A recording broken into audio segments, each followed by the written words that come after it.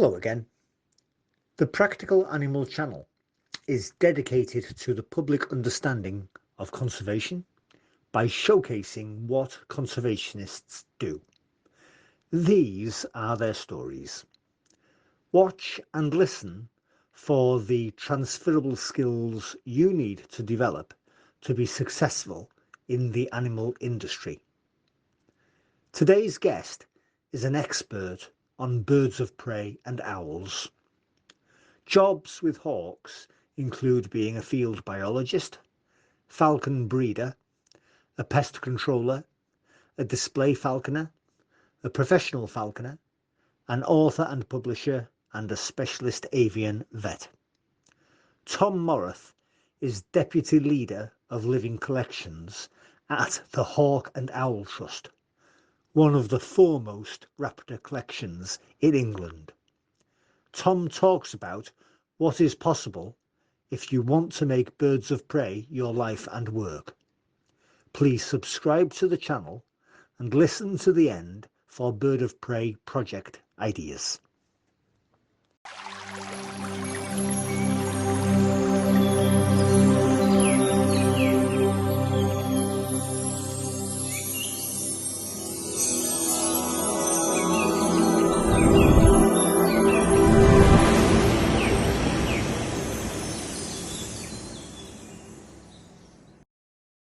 Tom, what's your best raptor fact, please? Crikey, there are so many. And I think I'm going to have to go with a fact about an incredible bird. It's called the secretary bird. I'm sure perhaps many of your viewers will be familiar with the secretary bird. If you've never seen one before, kind of looks almost more heron-like than a bird of prey, endemic to Africa. And I guess my favorite fact about them is all about their killer kick. They have this incredible ability to, on occasion, hunt and kill venomous snakes in the wild. And the way they dispatch them is to draw that incredibly long leg back and just punch with a whole amount of force. And in 2016, one of our secretary birds was involved in a research project to understand just how strong that secretary bird's kick was. And it was found they can kick with 4.5 times their own body weight in less time than it takes to blink the human eye. The Hawk Conservancy's mission is to conserve birds of prey, Tom. Why is this important? Well, birds of prey are the apex predator. They're the animal that sits kind of at the top of the food chain on the whole. And so birds of prey tend to be fantastic indicators of how healthy the rest of the ecosystem is doing. Everything that's underneath them within that food chain needs to be doing well and thriving in order for that apex predator to thrive. How does the Hawk Conservancy Trust go about its mission of bird of prey conservation, Tom?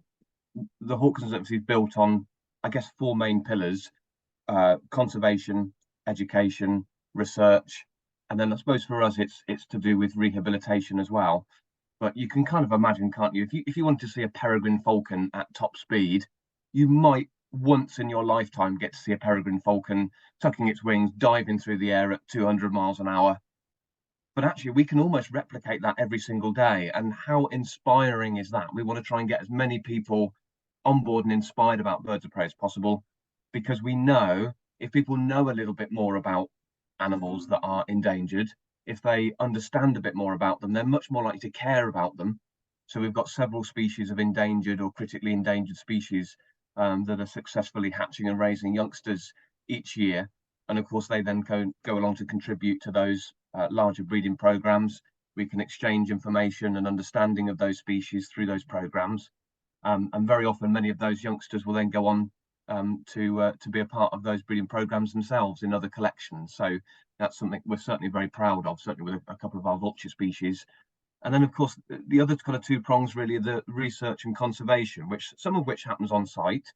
We've been focusing very recently on our on-site biodiversity. So we really are our own little local patch, trying to boost as much of the biodiversity on that site as possible. So most of our site is woodland, but we also have a 7-acre chalk wildflower meadow, which supports hundreds of different species of wildflowers, thousands of insects, lots of invertebrates, lots of small mammals, which of course then bring in the other wildlife as well, including birds of prey.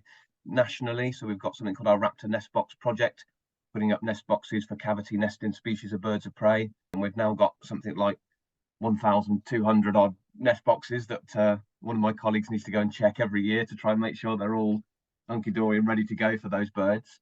And you've got a beautiful picture of an African whiteback vulture there. Certainly one of the species that we look to try and conserve. You know, vultures, how many of your viewers will know, but vultures are having a real hard time of it in the wild at the moment. Most species of vultures have what we call a less than favourable conservation status. So they're either vulnerable, endangered, or at very worst, critically endangered.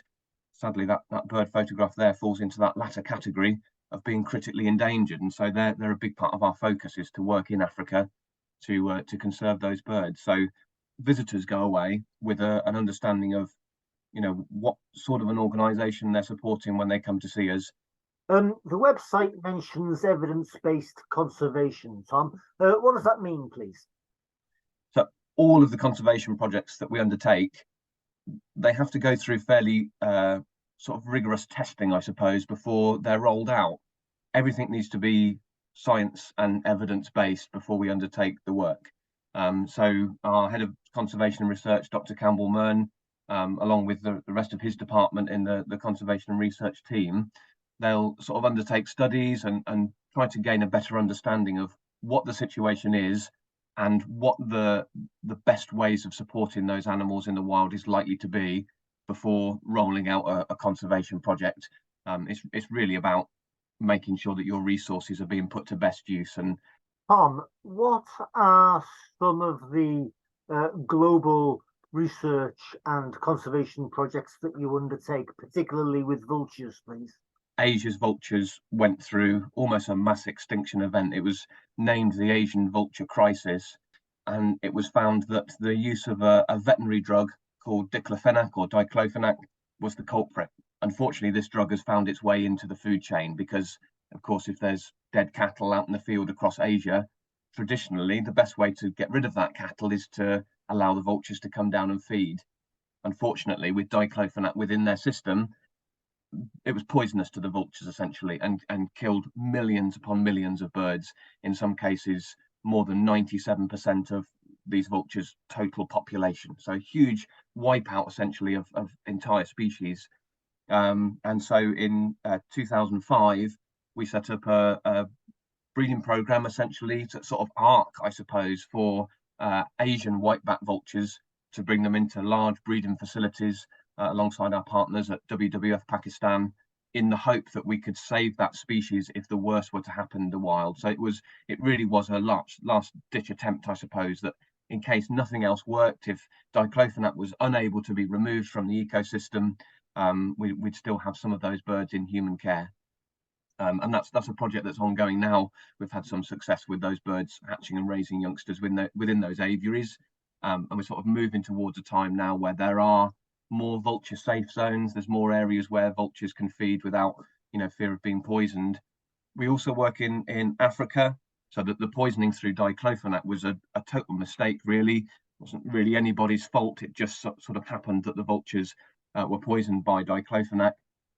In this case, it links quite closely to ivory poaching. So people wanting to try and remove tusks from elephants. Obviously, that's a crime. They don't want to be caught committing that crime. And if you're an ivory poacher, the very last thing you want is 200 of the world's largest, most efficient scavenging birds flying a few hundred meters above your head, because guess what? The game guards have learned to follow vultures, and so they will follow you to wherever you've committed that crime. And so poachers in general don't like vultures because they're like the sentinels in the sky. They're the ones that are going to give the game away. And so they've begun lacing carcasses with poison in order to kill off vultures in the area as a retaliation and as a preventative, so that when they come to kill an elephant next time, the vultures are no longer there. These birds come down in 200, 300, 400 birds might come and feed down on a carcass. And that's really part of their, fabulous adaptation. That's part of why vultures are so valuable to us, is that they eat in great numbers and they eat really quickly. It's a large carcass. You don't want it sat there for a long time. So unfortunately, when you get a poisoning incident, it's very rarely just 1 or 2 birds, and in some of the worst cases, it can be upwards of 400 birds. So we developed something called a poison response kit, which essentially provides all of the necessary equipment, and in many cases, the training as to when to and how to deploy that equipment to save as many vultures as possible, but moreover to lock that carcass down, remove that poisoned food from the environment, and stop it essentially becoming an ecological bomb that goes off in that area. And then we've got something called our Marion Paviour Award, which is an award set up by our first chairman, or in honour of our first chairman, an award of funding to up-and-coming bird of prey conservationists. So we've had everything from conserving barn owls in California, looking after king vultures in Bolivia. We've had tracking striated caracaras on the Falkland Islands.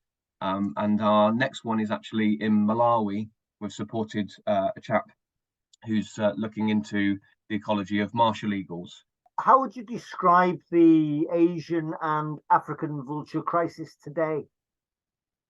Well, the Asian vulture crisis, as I say, is not entirely averted. You know, those birds are still undergoing a recovery.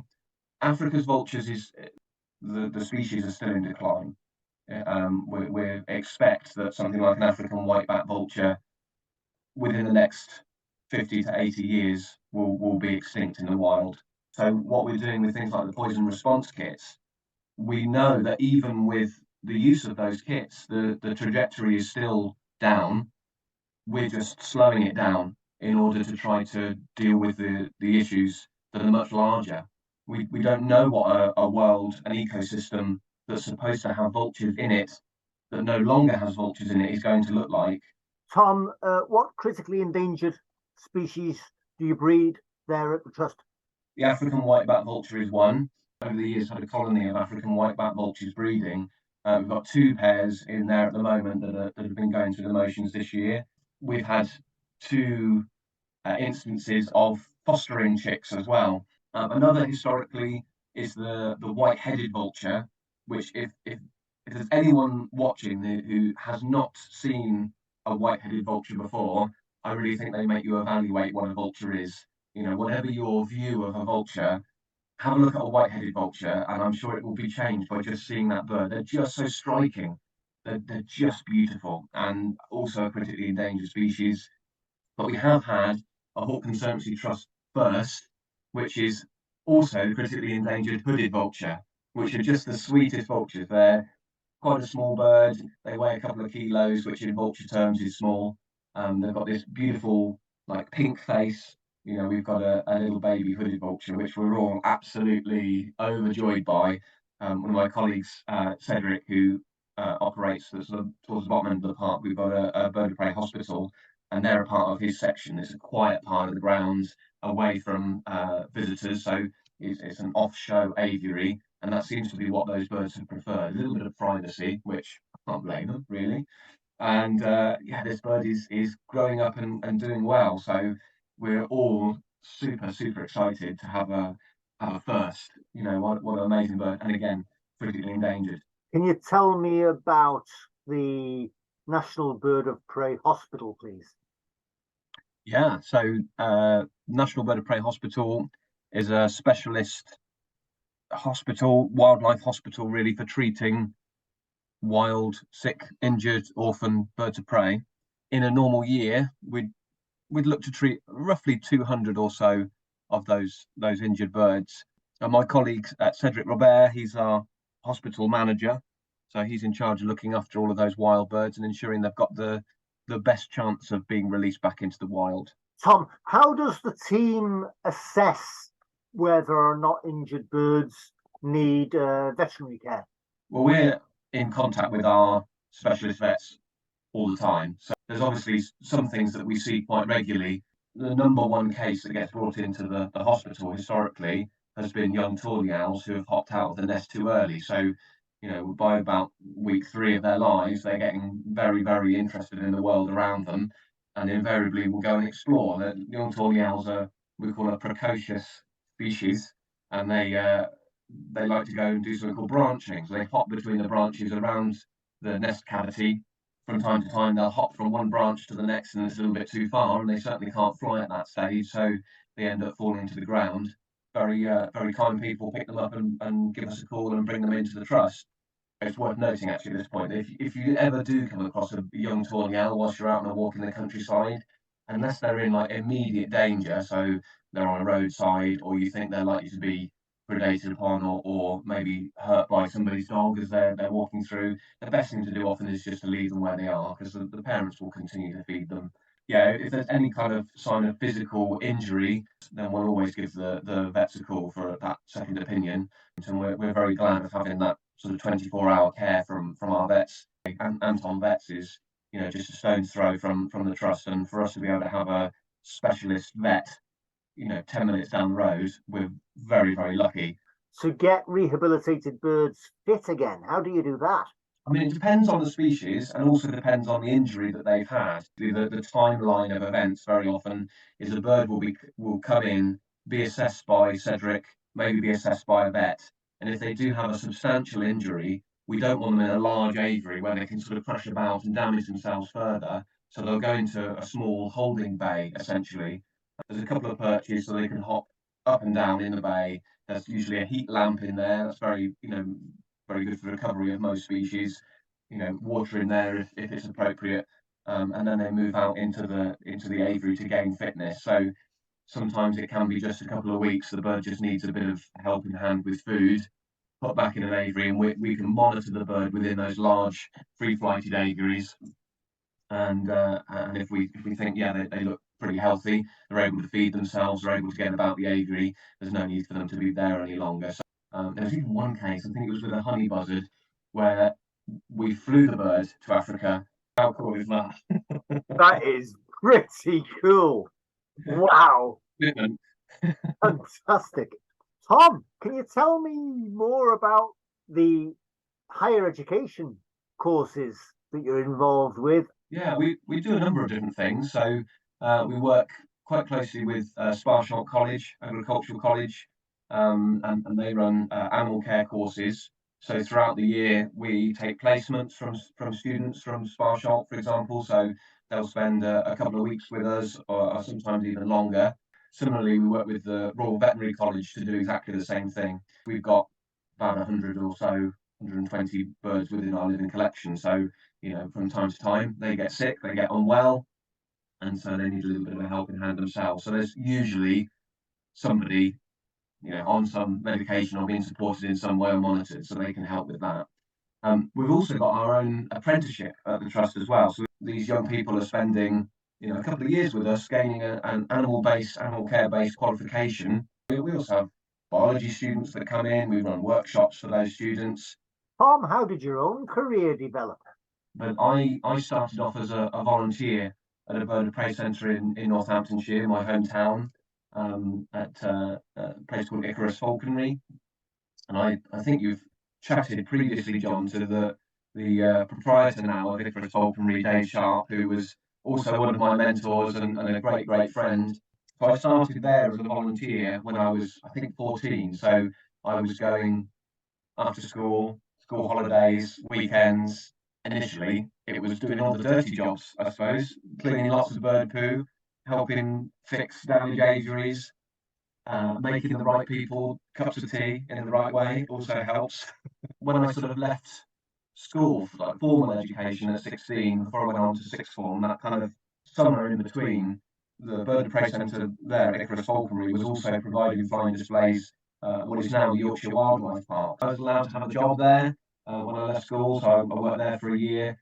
I visited the trust right at the beginning, really, of that kind of time of volunteering. I must have been 15 or 16, I suppose, when I first visited the trust. It was just mesmerising to watch so many different species take to the wing. Although the Hawk Conservancy had its roots in falconry, it sort of evolved to become this sort of specialist zoological facility. And it was just a different angle that I'd never seen. It sort of then became my mission in life to, at some point, try and work there. And here I am, living the dream. Tom, what jobs are there with raptors?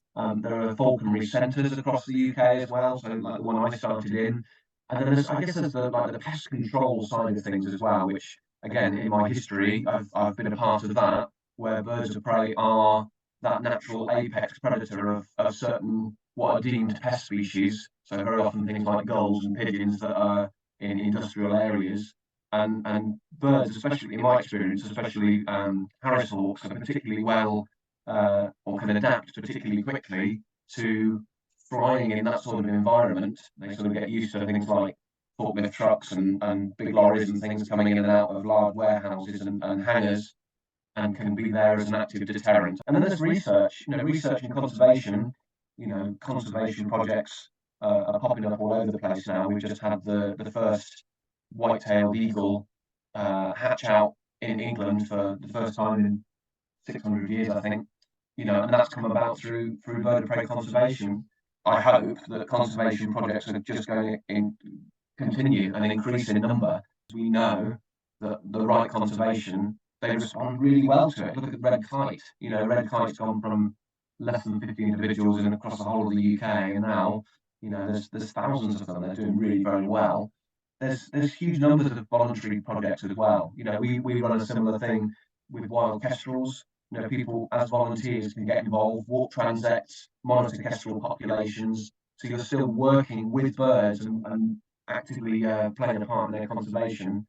Tom, which books or people or meetings have most influenced your own thinking about bird of prey conservation? My main mentor was Mike Hewlett, who ran Icarus Falconry for many, many years. He set up the collection there, and meeting him clearly changed the course of my life. I also worked with a fantastic wildlife photographer, Bob Brinsearch, who most of his formative years were spent in Africa watching wild African birds of prey.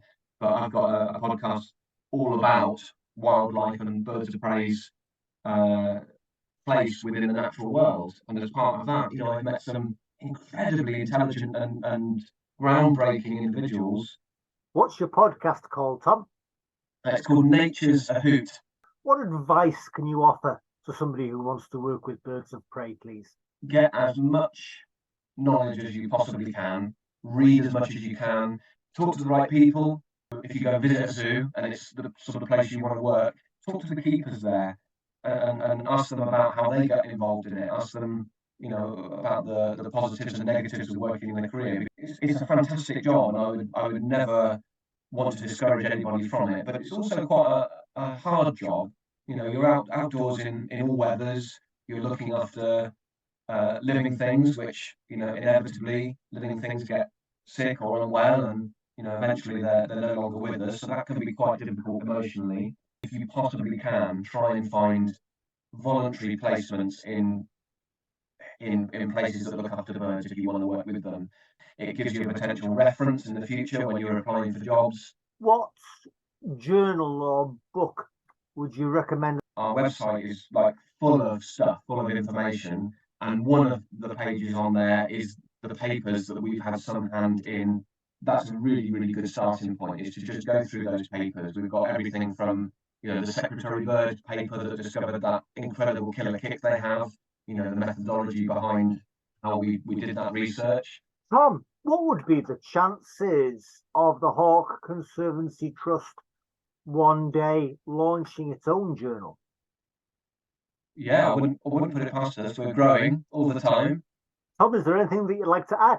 Well, firstly, thank you very much, John, for letting me come on and talk to you all about the work that I do. It's a pleasure to talk to anybody about it. But also, if anybody's coming past Andover and you fancy a fantastic day out, come to the trust. Even if you've only got a passing interest in birds or even just in wildlife, I can guarantee you'll have a really good day, because the birds are incredible. We've got the most beautiful site as well. I mentioned earlier on, we've got the majority of it in woodland. We've got the meadow as well. And if you can come sort of in the summer months, so anything from sort of the end of May until I guess mid-September, the Reggie's Wildflower Meadow is in bloom, and it is, I call it our own little slice of paradise. It's a glorious, glorious spot in the grounds. I almost forgot. Final question, I promise. Tom, anybody studying raptors at college, what might make a good research topic? I mean, if you want to work directly with living collections, then anything to do with the way birds interact with their surroundings within an aviary or within their environment is a good way to go, because we're understanding more about birds of prey than in collections than we ever had before, and we're changing the way that we manage those birds so that they're healthier and happier and all the rest of it. So, you know, people sort of doing that research is often very useful. Raptor senses and like visual acuity, and that seems to be something that is growing in interest. So yeah, trying to figure out ways that we can map the senses of birds of prey. Tom, you are the deputy head of living collections at the Hawk Conservancy Trust here in England. Thank you very much for being on the Practical Animal channel, Tom Morath. Thank you very much, John. Thanks for having me.